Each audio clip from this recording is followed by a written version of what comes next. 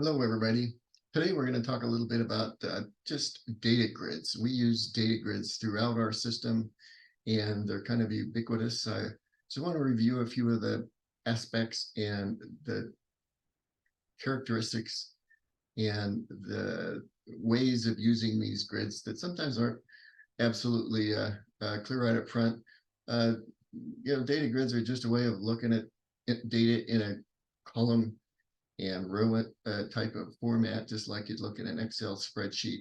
And as engineers, well, we kind of grew up with Excel. We do use Excel for everything. So these grids should be pretty common and should be pretty familiar to most everybody. But a quick little review might be helpful to relearn or find out a little bit more about some of the intricacies of the grids that we use in our system. And all the grids that we use use the same basic format, and they all function similarly. So we're going to talk just a little bit about those. Of course, so on a dashboard, we always see several different grids, and almost every dashboard has a to-do list. So we're going to start out with that one. Of course, columns can be manipulated and moved around in different ways that you might want to mess with those. Anything in blue, of course, is linked off to some other part of the system.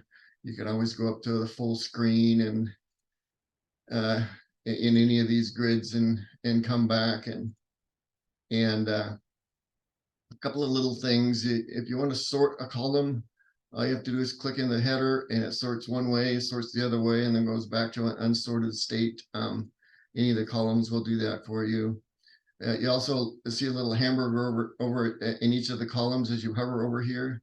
You click on that and you've got some different ways of going in, and you can pin a column. For example, if you wanted to pin the assignments, you could pin the column to the left, and it kind of acts like it. You could scroll back and forth and you still have things showing up the way that you'd like them to. Let's pin this one so it's a little bit more useful. And see, you can keep that one here and scroll back and forth, kind of like locking a column in Excel. You can also go in and you can do filtering on the column level. And in this particular situation, we can go in and maybe we'll do progress and set up we just want to see those that are started or those that are not started, whatever combination that we want, we can do those selections. We can also do searches on each individual column and search for a particular type of item in that column. And you can also go over here and turn off different parts, different columns. If we want to turn off, a few of these columns, we can turn them off, turn them back on. We can do that for anywhere within on any of these columns. Generally at the top, you've got kind of a general filter over here. So, if we go in and type in some key combination, we can filter for that particular key combination, and that will come up. We can clear that, and that clears actually all the filters. If we go in and find some other combination, we'll just get any column that has that text in it will show up in a general filter at the top. Otherwise, you can go in and do the filters on individual columns and get much more advanced in the way that you want to do your filtering. And of course, if you got lots of data that comes in, generally just the first 20 items in the data will come in, and it'll show you down at the bottom how much you've got, and you can bring in all of them, or you can bring in just a subset of the ones you've got. Sometimes we put some filters in for that are quick filters, so you don't have to go in and search by yourself. You want to just do mine, it'll just search for me as the project manager, or I can go look at all of them, and it's just a single click. So little things that we can do to make those things easier for us.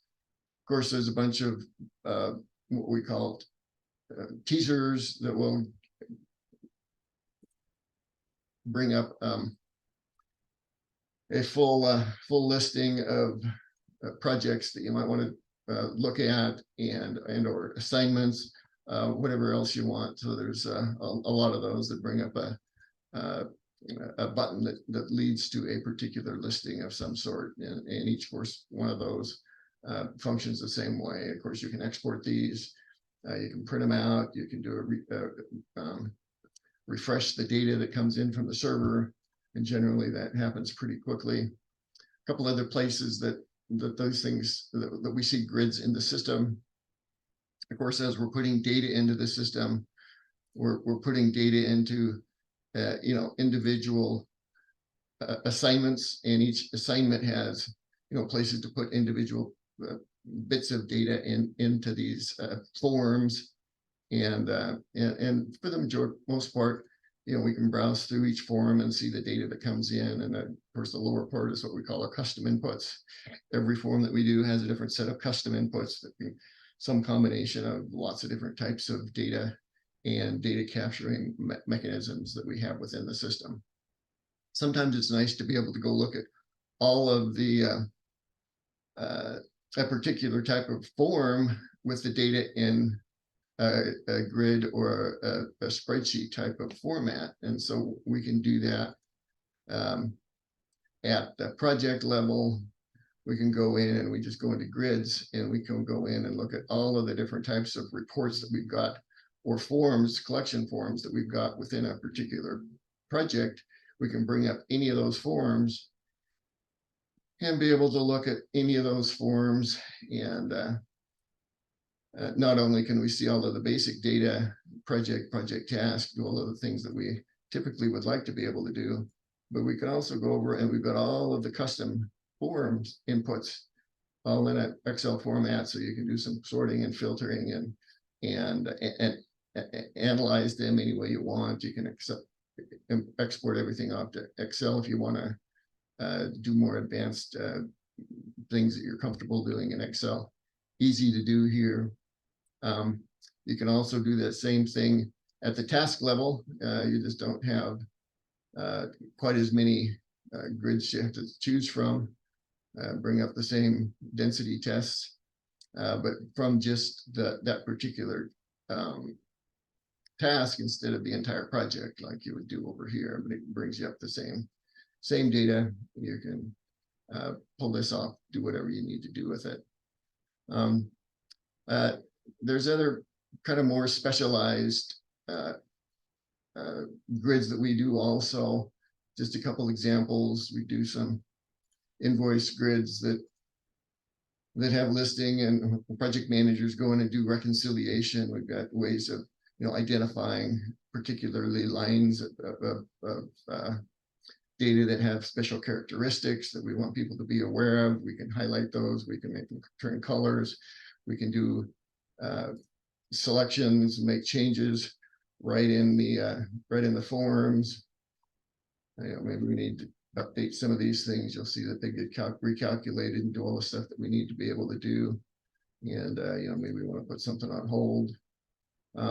All of those things can be done very easily. We have a lot of those types of things within the system that allow us to do specialized things within the system. Here's another example. This is a special grid that we put together for allowing a firm that does oversight between of a contractor on behalf of a client. This is a special little tool that we've generated to provide the client with a very easy way on larger projects to go in and review pay requests by the contractor. And so we can go in on a particular pay request item and look at all the have a little subgrid that lists all of the information in support of a particular pay request that might be coming through from a contractor. One other place we use grids a lot, of course, is over in the resources. We've got 3 levels of classifiers within our resources. You've got a base level, and then we'll go in and you can go into the subclassifier level, and you can see just the items within there. And then you can go into a particular type of resource and see the actual resources. And here you'll notice at each of the upper levels, you only have basic information, and you've only got a few columns here.